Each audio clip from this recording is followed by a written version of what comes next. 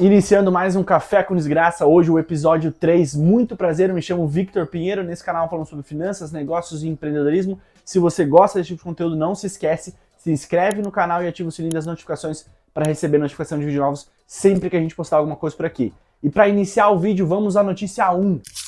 O que mostram as 3 primeiras pesquisas para o segundo turno em São Paulo. Então, como a gente sabe, agora a gente iniciou a corrida pelo segundo turno e falando exclusivamente de São Paulo, que é a principal cidade do Brasil, temos um segundo turno entre Nunes e Boulos. O Pablo Marçal, que foi basicamente um outlier nessa eleição, vindo sem perspectiva nenhuma, conquistou o terceiro lugar e ficou muito acirrada essa eleição.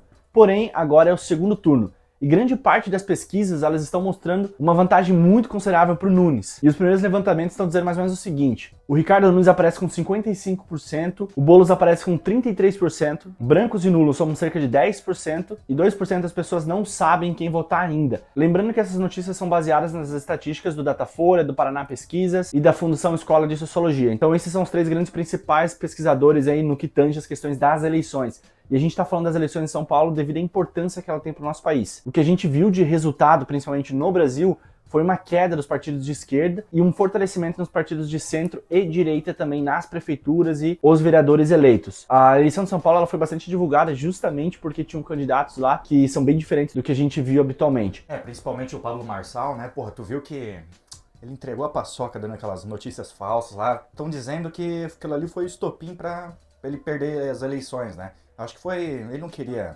ganhar, na verdade. Assim, ele...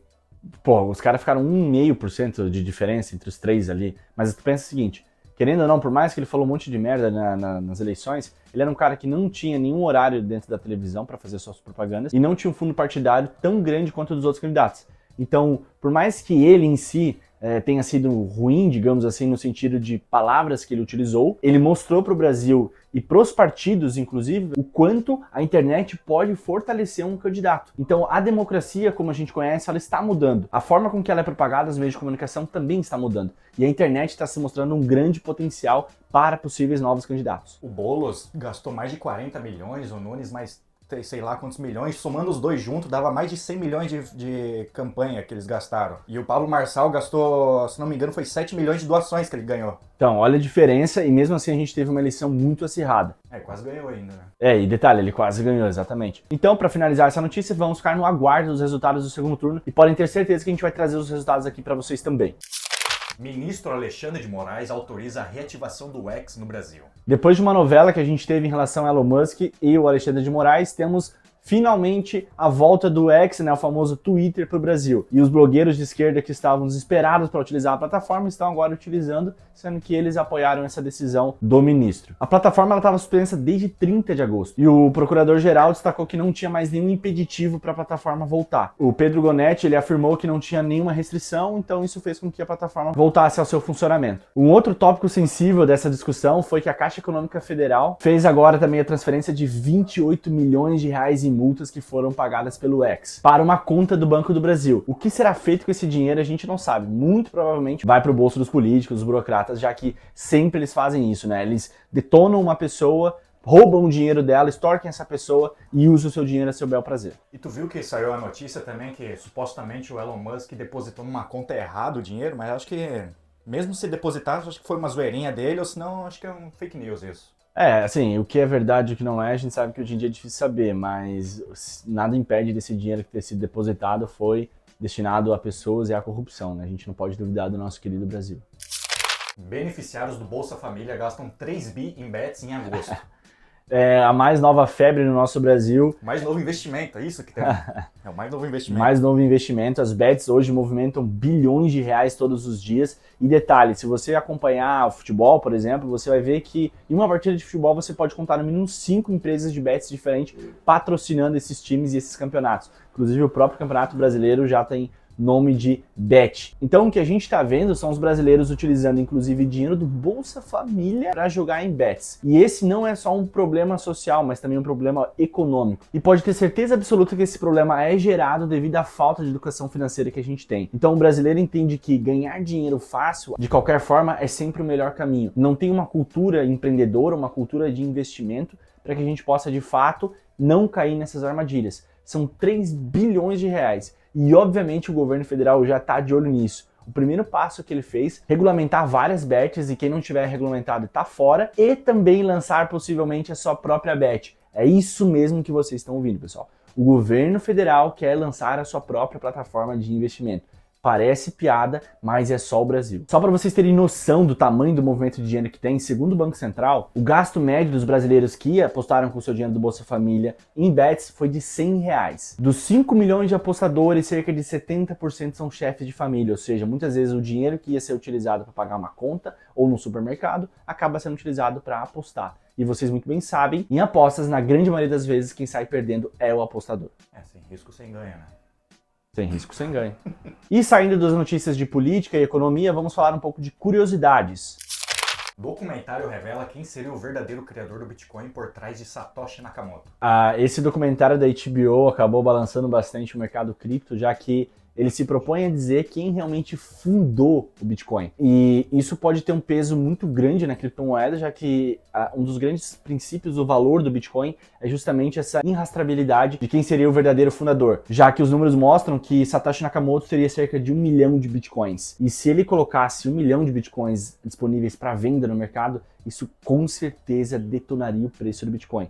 É claro que esse documentário da HBO, ele tem um cunho bastante sensacionalista, até por isso que ele é um documentário, para que as pessoas assistam e sintam curiosidade de vê-lo. A pessoa que é referida como criador do Bitcoin, obviamente vai negar todas essas acusações e, inclusive, deixar bem claro que a HBO forçou bastante a barra para induzir ele como um dos fundadores. É sim uma pessoa bem influente no mercado cripto, que já está no mercado cripto há muitos anos, mas a gente tem essa briga de narrativas. O nome do documentário é Money Electric e ele está disponível na HBO. Recomendo vocês assistirem. Por mais que o documentário não seja 100% conclusivo, ele vai mostrar uma visão e é legal a gente acompanhar um pouco disso. O mercado cripto, inclusive, nessa semana deu uma balançada, mas nada muito desesperador, e a tendência é que o Bitcoin comece a subir, já que o mercado americano está baixando os seus juros. Tu chegou a assistir a série? Eu não assisti ainda, tô esperando lançar um piratinha, né?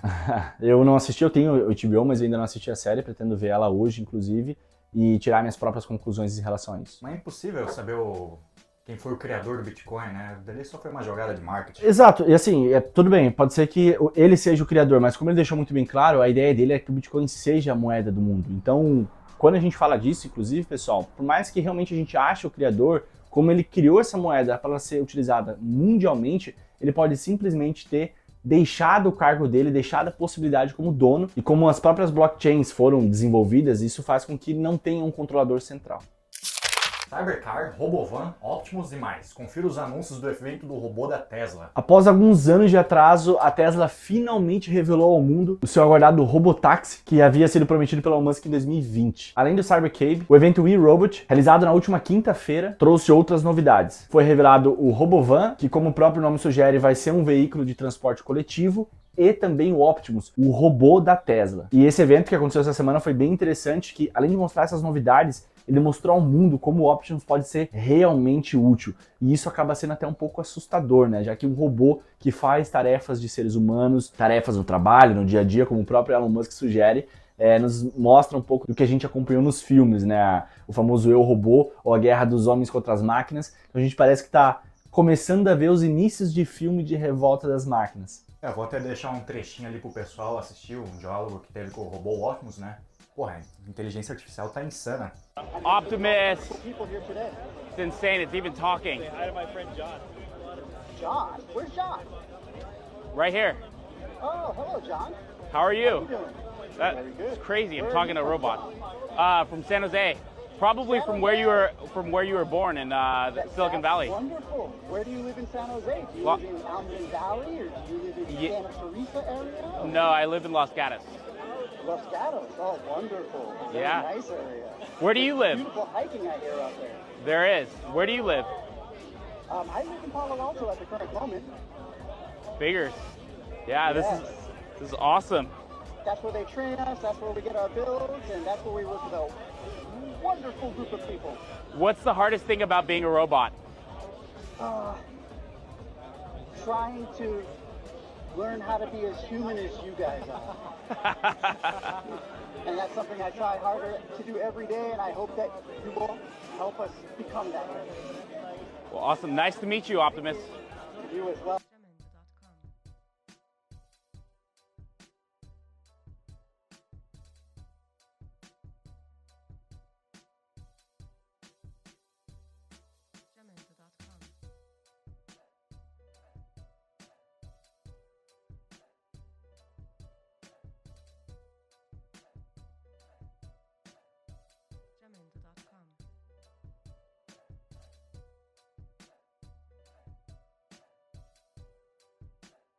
you doing? Good. How are you?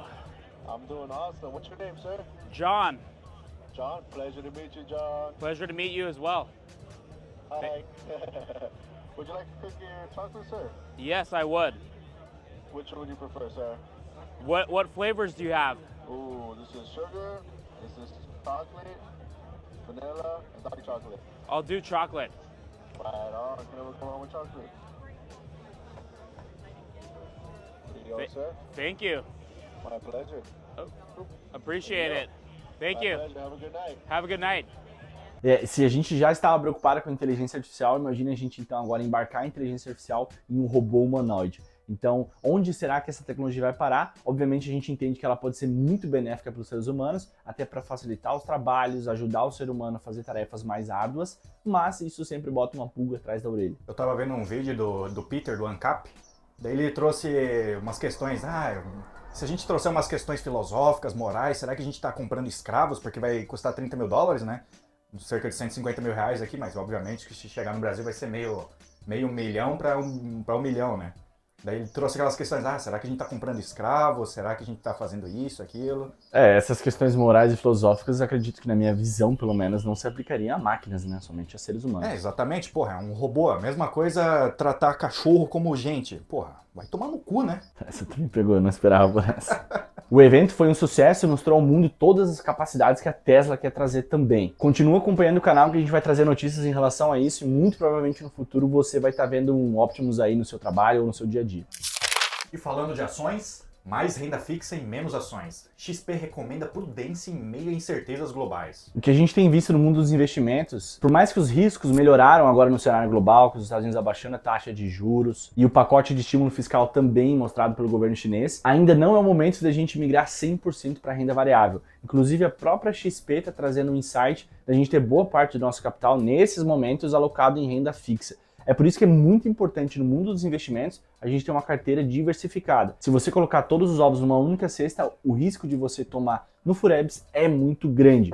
Por isso que grandes empresas que fazem gestão de ativos, elas vão ter recomendações mais seguras, mas também com bom retorno, já que, por exemplo, no Brasil a gente vive uma alta taxa de juros. E a renda fixa vai te dar, assim, uma boa margem de segurança e rentabilidade. Eu botei todos os meus investimentos numa cesta só. Será que eu vou tomar no Furebs? Eu já te falei que tu vai tomar no Furebs, mas assim, eu acho que isso é até um ponto que eu gostaria de compartilhar com vocês, que cada pessoa tem sua forma de investir. Não necessariamente o Corby, por exemplo, por colocar tudo numa única cesta, quer dizer que ele vai tomar no Furebs. Porque se ele tem conhecimento nesse mercado, ele tem a segurança de investir nisso, não tem problema, cada um tem o seu perfil. Obviamente aqui no canal a gente fala sobre diversificação, sobre trazer mais ativos e investimentos para o seu portfólio, justamente porque é essa a minha filosofia. Cada pessoa tem a sua filosofia. Então é importante você estudar esse mercado, não precisa ser um expert ou especialista, mas sempre ficar atento às mudanças e às flutuações do mercado. Porque vocês sabem, se a gente depender da aposentadoria do Estado, a gente vai ficar falido para sempre. É por isso que é importante você investir seu dinheiro, mesmo que seja tudo em criptomoedas, como o nosso querido Corby faz. Se você gostou desse vídeo ou tem alguma sugestão de melhoria e mudança, deixa aí nos comentários que pode ter certeza que a gente vai ler e responder todo mundo. Não esquece de deixar o like aí embaixo. Até o próximo vídeo. Tchau, tchau. Pessoal, até um dia.